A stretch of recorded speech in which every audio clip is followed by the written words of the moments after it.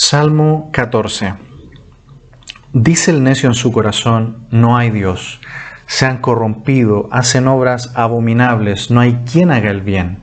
Jehová miró desde los cielos sobre los hijos de los hombres para ver si había algún entendido que buscara a Dios. Todos se desviaron, y a una se han corrompido. No hay quien haga lo bueno, no hay ni siquiera uno. No tienen discernimiento todos los que hacen iniquidad, que devoran a mi pueblo como si comiesen pan, y a Jehová no invocan. Ellos temblaron de espanto, porque Dios está con la generación de los justos. Del consejo del pobre se han burlado, pero Jehová es su esperanza. Oh, que de Sión saliera la salvación de Israel, cuando Jehová hiciere volver a los cautivos de su pueblo. Se gozará Jacob y se gozará Israel. Vamos a ver en este día, en este Salmo 14, que Dios no ignora las obras de los malos y el padecimiento de sus hijos. Dios no ignora las obras de los malos y el padecimiento de sus hijos.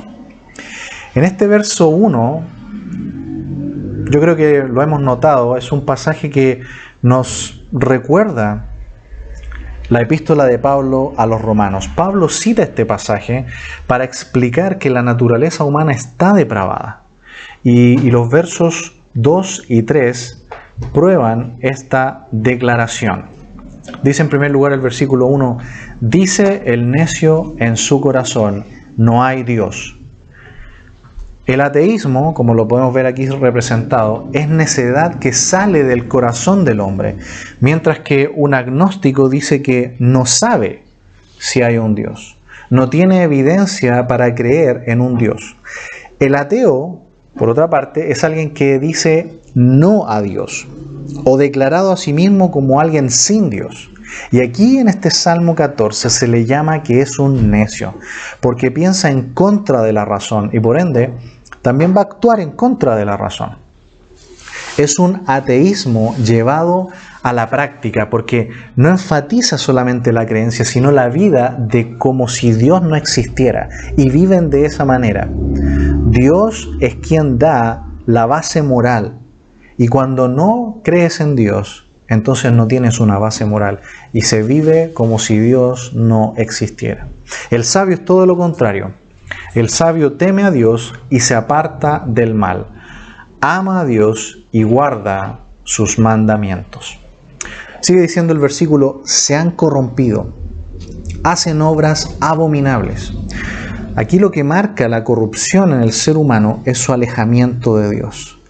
Es el origen de la corrupción humana. Sacar a Dios, rechazarlo, sin Dios, es el actuar del hombre que se va a volver totalmente abominable. Ahí en sus Biblias, por favor, Tito capítulo 1, vamos a leer los versículos 15 y 16. Tito 1:15. Todas las cosas son puras para los puros, mas para los corrompidos e incrédulos nada les es puro, pues hasta su mente y su conciencia están corrompidas. Profesan conocer a Dios, pero con los hechos lo niegan, siendo abominables y rebeldes, reprobados en cuanto a toda buena obra. Sigue diciendo este versículo 1, no hay quien haga el bien. Aquí podemos ver que esto hace que todos estén bajo esta contaminación de pecado. Tal como lo dice un versículo que conocemos de memoria, Romanos 3:23. Por cuanto todos pecaron y están destituidos de la gloria de Dios. También otro versículo que conocemos bien es Romanos 5:12, ¿no? Por tanto, como el pecado entró en el mundo por un hombre, y por el pecado la muerte, así pasó la muerte a todos los hombres, por cuanto todos pecaron. Hasta ahí. Así que el pecado como naturaleza en el hombre es el origen de su rechazo en contra de Dios, de sacar a Dios de su vida, de querer hacer su propia voluntad. Y el resultado de esto es una inclinación maligna en todo lo que hace. Versículo 2. Jehová miró desde los cielos sobre los hijos de los hombres para ver si había algún entendido que buscara a Dios.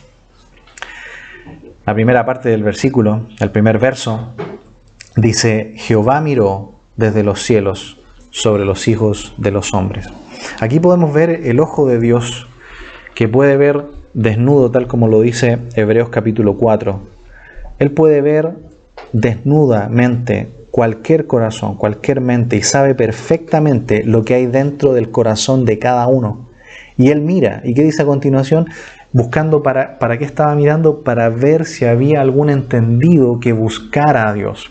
Aquí la palabra entendido se refiere a una persona con discernimiento, es decir, alguien que entiende que el deber moral número uno del ser humano es buscar a Dios, es rendirse a Dios, es alabar a Dios. Eso significa un hombre entendido. Pero él buscó, miró si había un entendido, alguien que busca y que comprende su deber. Como dice la Cueva, alguien que comprende su deber e interés de buscar a Dios y de andar rectamente en su presencia. Pero él miró y el resultado es lamentable, es triste. No hay. La necedad aquí es ir en contra de la razón. Por eso aquí se le llama que buscar a Dios es razonable. Responde a algo que es lógico. Como lo veremos más adelante en el Salmo 19, por ejemplo. Los cielos cuentan la gloria de Dios. Pero el hombre prefiere decir, no sé si hay un Dios, o simplemente no a Dios. Buscar a Dios es ser sabio e inteligente. Pero el necio dice no a Dios. Aún la historia nos muestra que la mayoría de los inventos, de los avances que facilitan hoy nuestras vidas, fueron inventados, fueron desarrollados por personas que creían en Dios. Todos esos grandes eruditos que nos han dado la mayor parte de la tecnología y de los avances que facilitan nuestra vida en el día de hoy, la medicina, en las ciencias, fueron personas que creían en Dios. También las naciones que se han regido por los principios de la Biblia en la historia son las naciones donde están las mejores condiciones de vida, aunque no todos crean en Dios en ese lugar.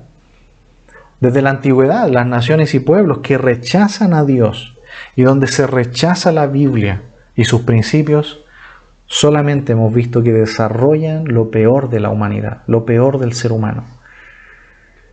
Desarrollan la mayor parte de la maldad que vemos en el mundo. Versículo 3. Todos se desviaron, a una se han corrompido, no hay quien haga lo bueno, no hay ni siquiera uno. Todos se desviaron, dice aquí. A una se han corrompido. Ese es el resultado, porque sin Dios el hombre se desvía. Y luego ese desvío lo corrompe. Interiormente está corrupto. Esta corrupción es universal. Dice Isaías 53, versículo 6. Otro versículo que también conocemos de memoria. Todos nosotros nos descarriamos como oveja, cada cual se apartó por su camino, mas Jehová cargó en él el pecado de todos nosotros. Dios, al principio en la creación, vio que todo, ¿cómo era? Era bueno en gran manera. Así terminó el relato de la creación, era todo bueno en gran manera. Pero cuando entró el pecado al mundo, en Génesis 3, el hombre buscaba solo el mal.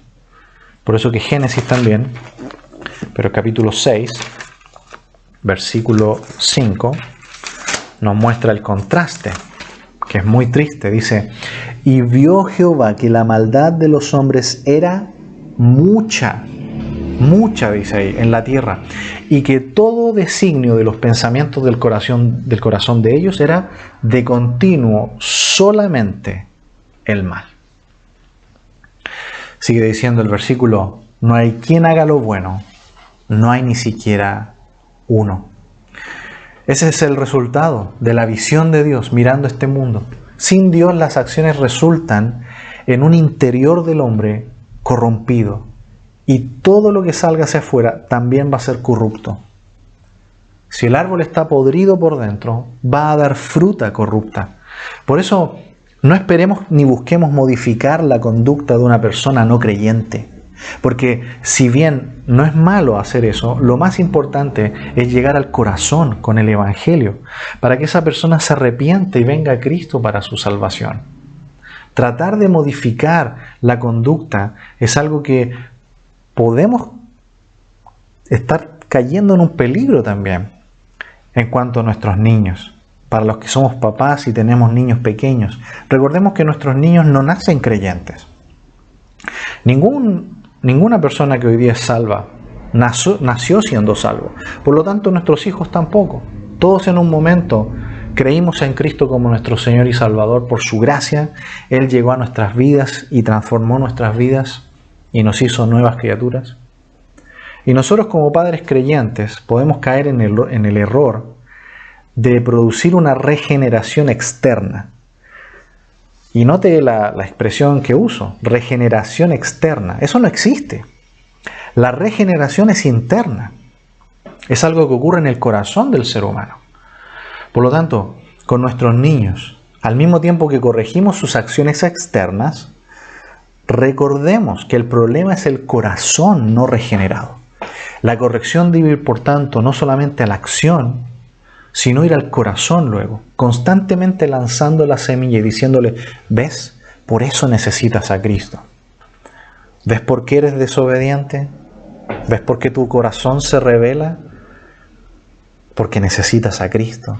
Y ahí nuestros niños se van a ir dando cuenta, por esa obra de gracia y de misericordia de Dios, penetrando ese corazón de tiniebla que aún no conoce a Cristo, y sembrando constantemente en ellos versículos de la palabra de Dios, que incluso los memoricen acerca de la salvación, del perdón, del pecado, para que podamos producir un pueblo bien dispuesto, como dice Lucas, para que el Evangelio llegue y estos niños puedan volverse a Dios, puedan volverse a sus padres creyendo en el Evangelio. Esto es una obra de gracia. No es algo que nosotros vamos a poder hacer. Por eso que es tan triste cuando papás cristianos solamente se dedican a la conducta externa de sus niños. Y crecen esos niños y a veces llegan a ser adultos que realmente nunca han conocido a Cristo y solamente tienen una vida religiosa. Eso es muy peligroso. Es muy peligroso. Debemos orar mucho y en algún momento, por la gracia de Dios, obedecerán al Evangelio en su misericordia. Así que cuidemos de no enfatizar solo el modificar la conducta, porque es como entrenar a un caballo o a un lazarillo. La conducta cristiana se puede aprender, el lenguaje cristiano, pero sin ser salvo, y eso es muy peligroso. Al final, si crecen así, luego nos siguen más al Señor y podemos pensar varias opciones que están espiritualmente mal, lo cual puede ser, pero también es posible que nunca fueron salvos, solo convencidos. Varias veces pasaba esto en la Escritura, cuando el Señor Jesús en Juan capítulo 2 hizo aquellos milagros, dice la Escritura que muchos creyeron, dice allí, creyeron y seguían al Señor. Pero es muy interesante que el Señor Jesús, que ve sus corazones, no se fiaba de ellos. Juan capítulo 2, versículo 23. Juan 2, 23 dice, estando en Jerusalén en la fiesta de la Pascua, muchos creyeron en su nombre, viendo las señales que hacía, pero Jesús mismo no se fiaba de ellos porque conocía a todos. Y no tenía necesidad de que nadie le diese testimonio del hombre, pues él sabía lo que había en el hombre. Así que cuidémonos de esto. Se puede ser cristiano por fuera y no serlo por dentro. Es solamente una cáscara, una cosa falsa, como le puede pasar a cualquier persona religiosa. Así que aprovechemos el tiempo que tenemos cerca a nuestros niños cuando son pequeños.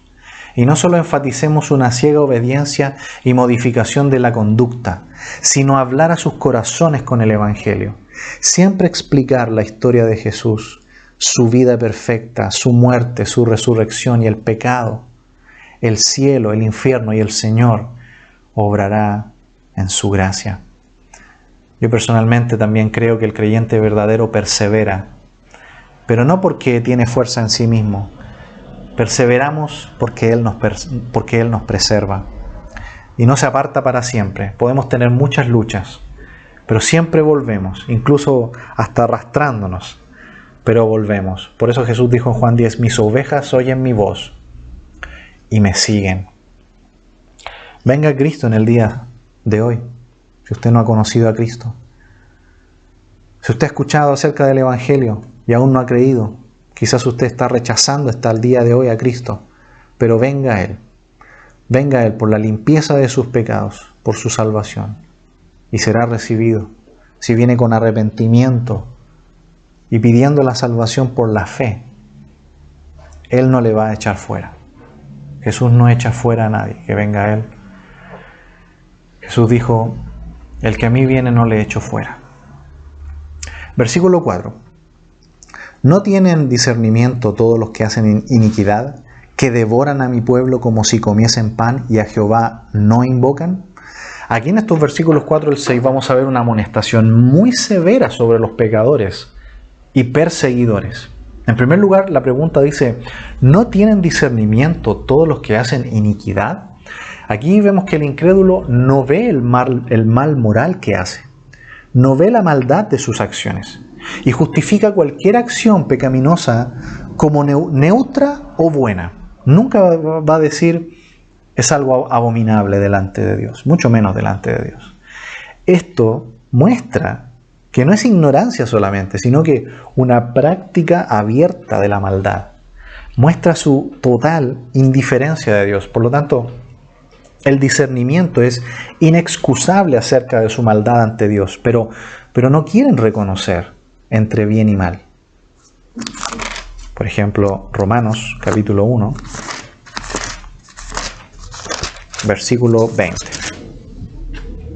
Romanos 1:20 dice, porque las cosas invisibles de Él, su eterno poder y deidad, se hacen claramente visibles desde la creación del mundo, siendo entendidas por medio de las cosas hechas, de modo que no tienen excusa. Hasta ahí. En el día de hoy estamos viendo todas estas cosas. Cómo hay personas que dicen que abortar a un niño desde el vientre materno es algo neutro o bueno. No lo consideran como algo malo. Sigue la pregunta del versículo diciendo que devoran a mi pueblo como si comiesen pan. La palabra allí devorar explica esta naturaleza salvaje y que es totalmente opuesta a Dios, en contra de Dios y que va con el corazón de un incrédulo. La necedad y la maldad aquí se unen para rechazar a Dios y poner en su lugar otras cosas. Por ejemplo, el desvío moral abominable del ser humano llega así lo más lejos que se pueda, absolutamente ninguna cosa que lo pueda tapar, que lo pueda detener. En cambio, el creyente es totalmente diferente. Dice Juan, capítulo 17, versículo 3, y esta es la vida eterna, que te conozcan a ti, el único Dios verdadero, y a Jesucristo, a quien has enviado. Totalmente diferentes. Sigue diciendo, ¿y a Jehová no invocan? Vemos aquí que los incrédulos no buscan a Dios, ni lo invocan como su Dios. Aquí invocar no es en el sentido de buscar ayuda, sino que habla de la comunión con Dios, de aquellos que le buscan para conocerle, como leímos recién en Juan 17:3. Pero sobre todo buscarle, invocarle para adorarlo, para reconocer que nosotros somos criaturas dependientes y que Él es Dios y que nosotros no somos nada sin Él. El verdadero creyente busca a Dios adorando en medio de las pruebas, como hemos visto en estos salmos. Confía en la incertidumbre, alaba antes, durante, después de las pruebas. Pero el incrédulo, nada. El incrédulo dice, no hay Dios. Y Él es su propio Dios. Versículo 5. Ellos temblaron de espanto porque Dios está con la generación de los justos. Ellos temblaron de espanto. Esto quizás nos hace pensar en Saulo de Tarso, ¿no? El apóstol Pablo, antes de ser el apóstol. Él cayó de aquel caballo cuando la luz del cielo le iluminó y la voz potente de Dios del cielo le habló. Él tembló de espanto en ese momento. ¿Por qué? No solo porque Saulo, que se había dado cuenta de que Jesús era el Mesías Dios, sino porque entendió que la iglesia y Jesús son una pura cosa y están unidos. Cuando Jesús le pregunta, ¿por qué me persigues? En ese momento el pavor y el terror en Pablo debieron ser totales. Yo espero que quizás usted en esta hora, que quizás nunca ha conocido a Cristo, que ha escapado toda su vida de Dios, que se ha burlado de Dios quizás, de la palabra de Dios, del evangelio que le han hablado, pueda en este día sentir un poco de esto también. El terror de lo que puede significar pasar la eternidad sin Dios, en aquel lugar horrible que se llama el infierno. Dios es un Dios de amor, es cierto, pero si usted pasa de este mundo sin haber conocido a Cristo, la Escritura dice en Hebreos 9:27, está establecido para los hombres que mueran una sola vez y después el juicio. No va a haber otra oportunidad. En el día de hoy Jesús puede ser su Salvador. Él le ofrece como su Salvador la vida eterna y la salvación, el perdón de sus pecados. Pero si usted muere hoy y pasa la eternidad sin Cristo, Cristo ya no va a ser más su Salvador, no hay más posibilidad. Jesús va a ser su juez ahora. Y por eso debiera estar temblando ante Dios y venir a Él. La Escritura dice que un día, en el día final, toda rodilla se doblará y todos reconocerán que Jesús es el Señor. Para los que por la gracia de Dios ya hemos podido creer en Cristo, ya hemos doblado nuestra rodilla y lo seguiremos haciendo. Pero si usted no lo hace hoy, ¿sabe qué? En aquel día final, también, antes de irse a la eternidad sin Cristo, también va a tener que doblar su rodilla. Quiero pedirle esto, hágalo hoy. Arrodíllese hoy, reconozca hoy sus pecados y venga a Cristo hoy. Y por la salvación de su alma. Sigue diciendo el versículo 5, porque Dios está con la generación de los justos. Es decir, si alguien ataca a los hijos de Dios, se está atacando a Dios. Así que, quien sea que nos esté haciendo mal, si hay alguien que está siendo cruel, que nos está devorando, como dice ahí, que está siendo salvaje, está atacando a nuestro Dios. Permitamos que Él nos defienda. En la época actual de la iglesia dice, Padre, perdónalos porque no saben lo que hacen. Padre, no les tomes en cuenta este pecado. Así es este tiempo de la gracia, de la iglesia. Padre, ayuda a mis enemigos, perdónalos. Y si Dios quiere hacer algo, que Él lo haga. La venganza es de Dios, no tenemos que hacer nada. Dejemos que Dios actúe si es necesario. Versículo 6. Del consejo del pobre se han burlado, pero Jehová es su esperanza. Del consejo del pobre se han burlado. Aquí vemos que los incrédulos se burlan de nosotros, los hijos de Dios. Pero vamos a confiar en Él. Nosotros quizás estamos como pobres en este momento. David se sentía así en ese momento, solo, desprotegido. Sentía que Dios le había dejado. Estaba en una prueba. Y solamente los malos se burlaban de él. Pero Jehová es su esperanza. Por eso que debemos recordar, en Jehová descansamos. Solamente descansamos en Dios. Y terminamos con el versículo 7 de este Salmo 14. Dice el versículo 7, oh, que de Sión saliera la salvación de Israel. Cuando Jehová hiciere volver a los cautivos de su pueblo, se gozará Jacob y se alegrará Israel. Este verso 7 es una petición de salvación por Israel y la gloriosa expectación futura de salvación de Israel. Es un versículo muy lindo, muy glorioso. Dice en primer lugar, oh, que de Sión saliera la salvación de Israel. ¿Sabe qué? Un día, así como cuando volvieron del cautiverio babilónico, un día será eterno ese descanso. Y Dios salvará a Israel y a todos los que creyeron en Él. Como dice Romanos 11, capítulo 11, verso 26. Romanos 11, 26. Vamos a leer el 27 también. Dice, Y luego todo Israel será salvo, como está escrito: vendrá de Sión el libertador, que apartará de Jacob la iniquidad, y este será mi pacto con ellos, cuando yo quite sus pecados. En el día de hoy hay una invitación también para el pueblo de Israel, para todos aquellos que vienen de la descendencia de Abraham, a que vengan a Cristo. Él es el Mesías, Él es su Mesías. No deben esperar a nadie más. El Señor Jesucristo es el Mesías. Él es el Cordero de Dios que vino a quitar el pecado del mundo. Y un día, en el día final, cuando Él vuelva ahora en su segunda venida, esta vez no como Cordero, como en la primera venida, cuando vino a morir, en su segunda venida Él volverá como león a pelear. Y recién en ese día, toda esa generación del pueblo de Israel que esté vivo en ese día, dice aquí la Escritura, serán salvos. Van a decir: verdaderamente Él era el Mesías. Jesús era nuestro Mesías. Y ahí comienzan los tiempos de refrigerio.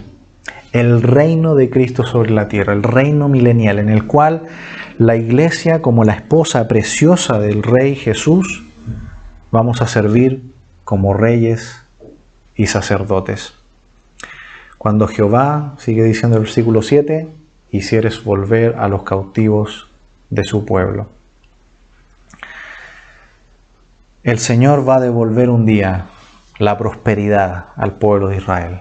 Nuevamente, el reino de Cristo sobre la tierra como su Mesías va a ser algo definitivo. El pueblo de Israel será restaurado. Y como iglesia también estaremos allí, como la esposa del Mesías, la esposa del Rey Jesús. En Job 42:10 hay un versículo aquí también muy hermoso que dice: y quitó Jehová la aflicción de Job, cuando él hubo orado por sus amigos, y aumentó al doble todas las cosas que habían sido de Job. Dios es un Dios, hermanos amados, de restauración. Y si usted no ha creído en Cristo, Dios también puede restaurar su vida. Puede darle una nueva visión de la vida, una visión de la eterno. Este mundo no es nada, se va a acabar. Pero si usted cree en Cristo en el día de hoy, recibirá la salvación de su alma, será una nueva criatura y será adoptado como hijo de Dios, en la familia de Dios, en la iglesia de Cristo. Y verá todo distinto, una eternidad con Cristo, vida eterna. No hay nada que se le compare a eso, que tener a Cristo como el Salvador de su alma. Termina el Salmo diciendo: se gozará Jacob y se alegrará Israel. Finalmente es gozo y salvación a todos los que creen, pero condenación a los que le rechazaron. Así que hemos visto en este Salmo 14 que Dios no ignora las obras de los malos y el padecimiento de sus hijos. Dios transformará finalmente todo en gozo. Y si usted aún está ignorando a Cristo, venga a Él por la salvación de su alma.